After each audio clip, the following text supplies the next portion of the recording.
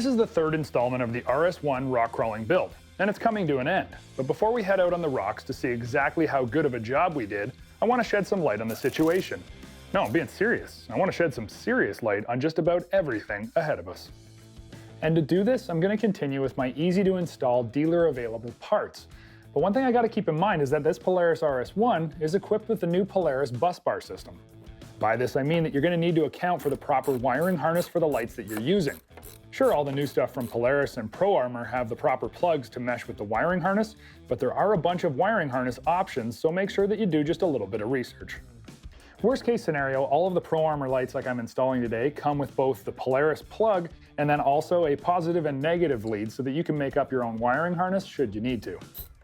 Seeing as we have the bus bar on the RS1, I wanted to all go on quickly, so I picked up 2 full wiring harnesses and 1 harness splitter. Up front on the RS1, we'll be installing a pair of the 2x2 cube LED floodlights to fill the sides of the trail with light and illuminate anything that might get missed by the stock headlights. These floodlights really throw a wide light pattern, plus they can be easily adjusted to put the light right where you want it. The front bumper is perfect for mounting the cubes and the harness goes in with ease, utilizing the Polaris 1:2 splitter that allows you to operate 2 lights from a single switch. It's all plug and play, and because of the bus bar, requires absolutely 0 battery leads at all. Now secondly, I want to open up the middle of the trail with a focused spot of light because that's where when I'm riding at night, my eyes are going to be most of the time. The Pro Armor 10-inch dual-row spotlight will fill the center of the trail just right when linked with the stock headlights and the 2x2 cubes. It'll absolutely open up the forest or campsite no matter how dark the evening. We use the same wiring harness as we did for the front cubes, so no splicing or battery leads, and this time, because it's only a single plug, we don't need to use the 2-splitter cable. The frame on the RS1 is pre-drilled for running our harness through it, so there's very little to zip tie or hide, and it all looks super tidy when we're finished up. Plus, it only took a matter of minutes to put all of this stuff on, and I didn't have to search for the battery, install a relay or a fuse, take off the battery leads or anything. Just snap in the switch, plug in the bus bar, plug in the lights. This is an industry first, but you can be sure it'll be something other manufacturers are going to try to copy. Now that I've got everything installed, I don't just want to sit back and look at it. I want to get out to Ray's place and see exactly what I've accomplished and find out just how this thing handles out on the rocks. First things first, the wheel and tire package isn't making any noticeable difference in clearance, but the tires are way grippier than the stockers. I mean, these things are grabbing hard at just about everything they come in contact with. While I hope to not use the Pro Armor bead locks, they are there for extra protection when running really low pressure or for hard contact with rocks.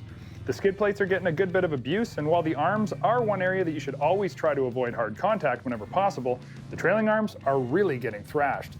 The UHMW plastic doesn't come apart like lightweight plastic, and you can literally beat this stuff into the rocks and it won't tear or rip, and actually slides and doesn't grind down your momentum.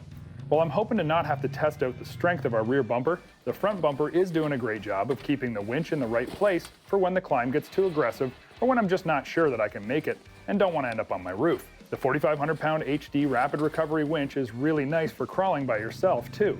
Sure, I could wrap the rope around the bumper, but if it gets loose, I could get it stuck in an axle, so with the 5 times faster recovery, I just put it away each time. Then I know it's not going anywhere it shouldn't, and I'm not draining the battery by running the winch for minutes on end, getting the synthetic rope back in. One addition that almost always goes unnoticed is the rock slide steps. I mean, they are so seamlessly integrated and they fit so perfectly, I just expect that they're stock. But they have taken a few hits and are staying very sturdy, allowing me to use them as a slider. While the roof and shorty windshield have kept the occasional precipitation off of me, they too seem to integrate so seamlessly that I almost don't notice that they're there. The lights we installed earlier today are going to be great for night riding and really fill in the trail, especially at dusk. All in all, I feel that I truly changed the attitude and focus of the RS1, and I know that I've got a vehicle and accessory combo that's going to keep me riding later into the night, more aggressively, and with less potential damage, no matter the terrain I find myself. It only takes 2 clicks to like and subscribe to our page where you can check out a huge variety of ATV and side-by-side videos just like the one you watched.